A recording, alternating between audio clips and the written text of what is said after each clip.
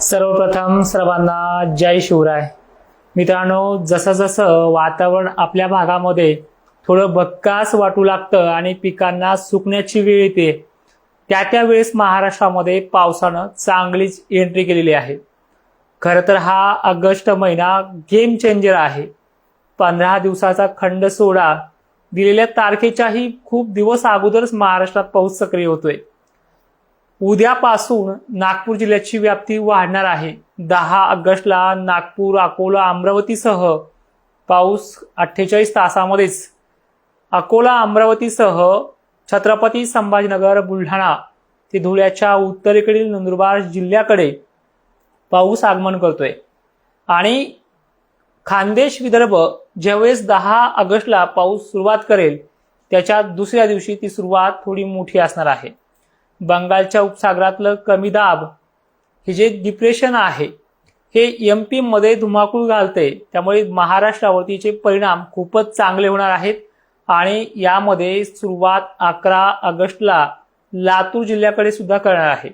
लातूरच्या, सोलापूरच्या, धाराशिवच्या, चक्क परभणीसह नांदेड ते जालना, हिंगोली आणि यवतमाळसह विदर्भातल्या एकंदरीत सर्व जिल्ह्यांमध्ये 10 ला काही प्रमाणात, पण 11 पासून बऱ्याच प्रमाणात ही सुरुवात करत 13, 14, 15 पर्यंत पश्चिम महाराष्ट्रातल्या पिकांना जीवदान देणारी कंडिशन आहे. पाऊस 4 दिवस वेगवेगळ्या विभागानुसार, वेगवेगळ्या तालुक्यानुसार जोर धरून, तर काही ठिकाणी दमदार किंवा काही ठिकाणी पिकांना चांगली संधी देणारा हा पाऊस ठरणार आहे. आणि याचं जे गणित आहे हे 15-16 तारखेपर्यंतही चालू शकतं. 15-16 पासून वारे जोराने वाढतील, त्यामुळे 2-3 दिवस वातावरण कमी होऊ शकतं. आणि प्रत्येक वेळेस तुम्हाला व्हिडिओमध्ये सांगतोय 15 दिवसाचा खंड तर सोडाच, पण एक 4-5 दिवसानंतर ह्याच ऑगस्ट महिन्यामध्ये पाऊस ऍक्टिव्ह होत जाईल. गावखेड्यानुसार, काही भागांना किचकट कंडिशननुसार थोडं वेगवेगळं 6 दिवस 7 दिवस लागतील, पण दीर्घकाल खंड तर नाहीच, पण पाऊस खूप चांगल्या पद्धतीने असणार आहे. महाराष्ट्रामध्ये 2 कंडिशन तयार झाल्यात. एक म्हणजे उघाड आम्हाला 15 दिवसाची हवीच, तर एक बाजू म्हणते की आम्हाला पाऊस हा चांगला हवाय. मग या व्हिडिओमध्ये तुम्ही लक्षपूर्वक ऐका, ज्या गोष्टी मी तुम्हाला सांगणार आहे. 10 तारीख ही महाराष्ट्राच्या विविध भागांना मी जी सांगितली आहे ती तर होणारच आहे, पण यामध्ये नागपूर जिल्ह्याला थोडी मोठी कंडिशन असणार आहे. तर दुसरी कंडिशन अशी आहे की नागपूर बरोबरच खानदेशातही यामध्ये जोर जरा बराच राहील. विदर्भात तर आहेच. मग पश्चिम महाराष्ट्रामध्ये अत्यंत कमी पाऊस असलेला सांगली, सोलापूर, अहिल्यानगर ते बीड जिल्ह्यामध्ये सुद्धा असे काही भाग आहेत, लातूरसह. या भागांना सुद्धा, परभणी जिल्ह्यात सुद्धा काही तुरळक भाग आहेत.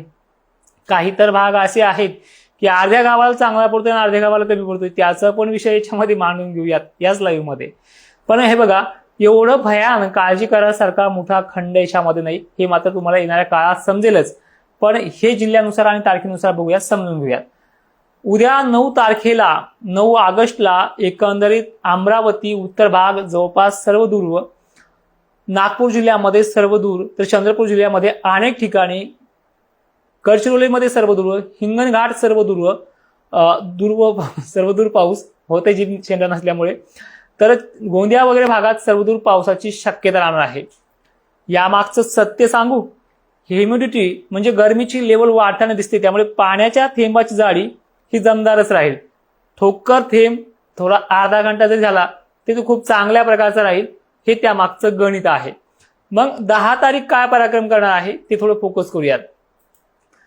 10 तारखेला बुरहानपूरसह एमपी मध्ये जोर वाढल्यामुळे, उत्तर भागामध्ये जोर वाढल्यामुळे अमरावती, नागपूरच्या अनेक भागांना सर्वदूर सारखा बसेल. ठीक आहे, 10-20% भाग सोडून तो विषय वेगळा, तो पण 1-2 दिवसात घेईलच. पण 10 तारखेला अमरावती, नागपूरचा जो तर आहेच, पण त्यामधल्या भागांचा सुद्धा आहे. त्यामध्ये छत्रपती संभाजीनगरच्या कन्नड, सिल्लोड ते वैजापूरला देखील काही प्रमाणात सुरुवात करेल. धुळे उत्तर भाग आणि नंदुरबार बऱ्याच ठिकाणी सुरुवात करेल. भोकरदन, जाफराबाद ही जी काही पट्टे आहेत, जे माझ्या तोंडात हमेशा नाव असतं, कारण की हा भाग माझ्यावरती इतका विश्वास ठेवतोय भयानक. अंदाज चुकला तरी पाठीशी खंबीरपणे राहणारा भाग आहे, आशा सोडत नाहीये. ठीक आहे, तर या भागामध्ये सुद्धा दमदार सुरुवात इथे होणार आहे. पिकांना चांगल्या पद्धतीचा जोर संध्याकाळपर्यंत 10 तारखेला इथे वाढून जाईल, म्हणजे खानदेश, विदर्भ आहे. मग आता वळतोय मी पश्चिम महाराष्ट्राकडे. कोकणात 11 तारखेला जोर वाढेल. पुण्यामध्ये सुरुवात करेल, अहिल्यानगरमध्ये सुरुवात करेल, कोपरगाव, संगमनेर परिसरसह छत्रपती संभाजीनगरचा वैजापूर, गंगापूर, पैठण, अंबड, घनसावंगी, मंठ्यासह परतूर भागाबरोबरच इकडे परभणी जिल्ह्यांना ते लातूर, नांदेडसह धाराशिव, सोलापूर पर्यंतचा भाग चांगलाच घेणार आहे. सांगलीला काही ठिकाणी दमदार मध्यम पण पिकांना जीवदान भेटेल अशी शक्यता 11 तारखेला मिळणार आहे. खानदेशला या दिवशी जोर जास्त असेल.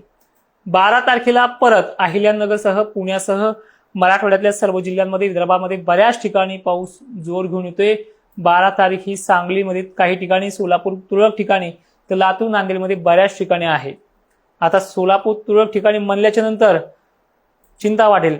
पण 13 तारीख याच भागाला पुन्हा आगमन करते आणि खानदेशला जास्त व्याप्तीसह मराठवाडा, विदर्भ आहेच. एक सांगू, दक्षिण महाराष्ट्राला भलेही पाऊस कमी असला तरी पिकांना जीवदान देत राहील. मी तुम्हाला बऱ्याच वेळेस सांगितलंय की ऑगस्ट संपू द्या, तुमच्या विहिरीला पाणी आलेलं असेल काही प्रमाणात परसभर, जी मराठवाड्याला मागच्या वेळेस आलं होतं, खानदेशला मागच्या वेळेस काही ठिकाणी आलं होतं.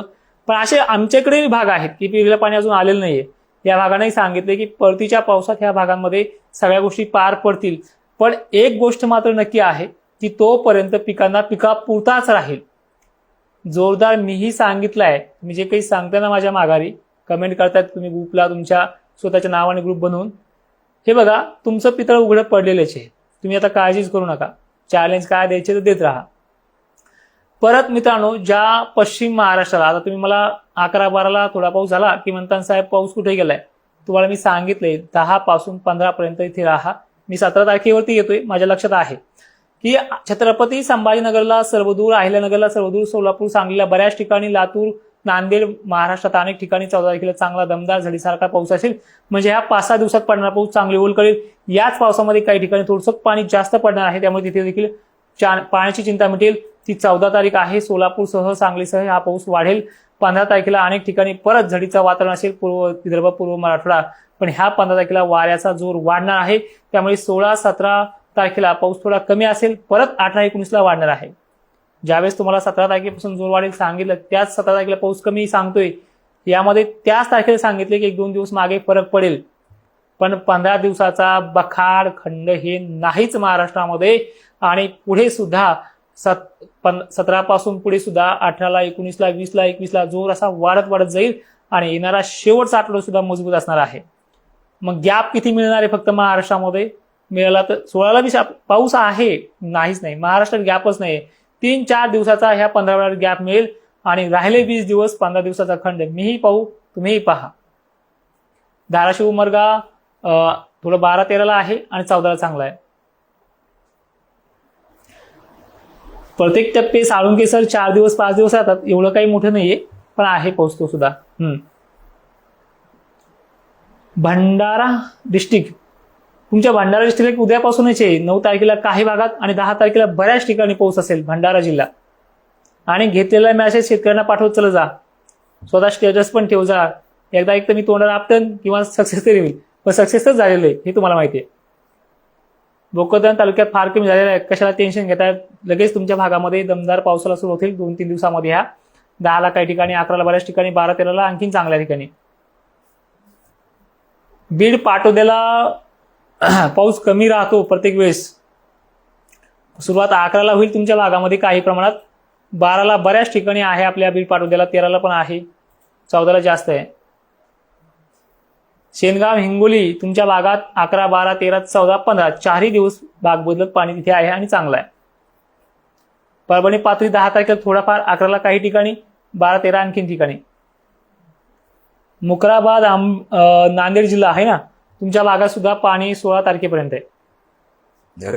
प्रत्येकाची कमेंट घेतली मित्रांनो. व्हिडिओ खूप मोठा होईल. उद्या शेतकरी उशिरा व्हिडिओ मोठा दिसल्यामुळे पाहणार नाही. पण महाराष्ट्रात 4ही विभागामध्ये येणाऱ्या काळात पाऊस होणार आहे. हे व्हिडिओच्या सुरुवातीला सांगितले, तालुके जिल्हे पण सांगितले. पुन्हा हा लाईव्ह माझा बंद झाला की तुम्ही एकदा रिपीट पहा 2-3 मिनिटं, सगळी कंडिशन समजून जाईल. सर्वांना पुन्हा एकदा जय शिवराय, धन्यवाद.